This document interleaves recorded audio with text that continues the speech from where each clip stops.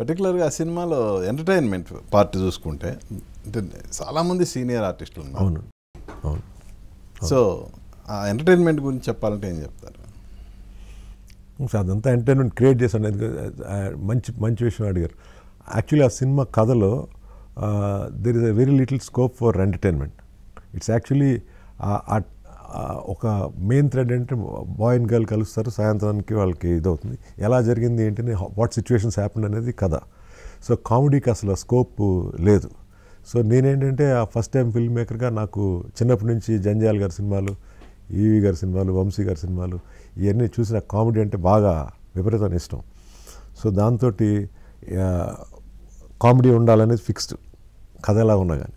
So ఈ కామెడీని కథలు ఎలా కలుపుదాం అనేది చాలా చాలా ఎఫర్ట్ అయింది. ఫైనల్గా రిజల్ట్ వచ్చినప్పుడు కూడా కొంతమందికి కామెడీ ఎంటర్టైన్మెంట్ నచ్చినా కానీ ఈ కథకి డిస్టర్బెన్స్ ఉంది కానీ చాలామంది కూడా ఫీల్ అయ్యారు.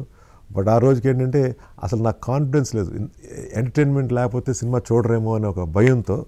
సో అంతమంది అందరూ ఆర్టిస్టులు పెట్టాను దాంట్లో. సో వాడిని it was a big challenge అండి, ఎలాగా వాళ్ళు ఇన్కార్పొరేట్ చేయడం సినిమాలో. సక్సెస్ఫుల్గా చేశాను అనుకుంటున్నాను. ఆ రోజు కంటే ఇప్పుడైతే ఇంకా బాగా చేసేవాడిని, ఎందుకంటే మోర్ మెచ్యూరిటీతో ఉన్నాను. ఓకే. పర్టికులర్గా అంటే ఆ టైంలో ఆ గే కామెడీకి బాగా విమర్శలు వచ్చినాయి కదా. సో విమర్శలు వచ్చి జనం కూడా ఎంజాయ్ చేశారు. జనరల్గా అంటే I don't have anything against them అండి, బట్ నాకు చిన్నప్పటి నుంచి అదొక కామెడీ ఎలిమెంట్. గే అనేది ఒక కామెడీ ఎలిమెంట్. ఇప్పుడు ఈరోజు everybody has their own rights, I cannot talk about anything like that, but నాకు పర్సనల్గా ఫన్ ఎలిమెంట్ చూస్తే నాకు నవ్వు వస్తుంది. సో దాని మీద చేశాను అది. రఘుబాబు గారు మీన్ యాక్చువల్గా నేను రాసుకున్న కాన్సెప్ట్కి హీ గేవ్ లైఫ్ అండి. ఓకే. అది నాకు అది పెద్ద రెవల్యూషన్ మూవీ మేకింగ్లో.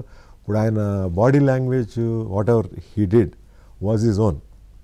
నేను ఊరికే సార్ ఇలా ఉంటుంది ఇలా ఉంటుంది అని ఒక డైలాగ్ అంతా రాసి మీరు ఇలా మాట్లాడతారు, ఇలా చేస్తారు మీరని, ఆ మ్యానరిజమ్స్ కానీ అన్నీ ఆయన. ఆ గెటప్ నేను సెట్ చేశాను, ఆ హెయిర్ స్టైలు, ఆ జీన్స్, ఆ టైట్ జీన్స్, ఓవర్ కోట్, అది నేను అనుకున్నాను.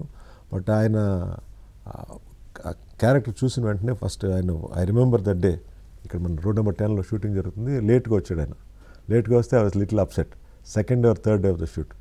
సో నాకు చాలా కోపంగా ఉన్నాను, ఎందుకంటే ఏంటి లాట్ ఆఫ్ కాంబినేషన్స్ ఉన్నాయి ఆ రోజు, చాలా పెద్ద సెటప్, చిన్న సినిమా కదా, లేట్ అయితే ఇది అవుతుంది. I was little upset. And but ఆయన మేకప్ డైరెక్ట్ రావటం హలో చెప్పి మేకప్లో కూర్చున్నాను. ఈ doesn't want to waste time. కూర్చుని నేను మాట్లాడే లోపే సీన్ అడిగాడు ఆయన. ఆ సీన్ చెప్పటం చదివిన వెంటనే నేను ఇలా చేయను అన్నాడు, సరిగమ పదని అని.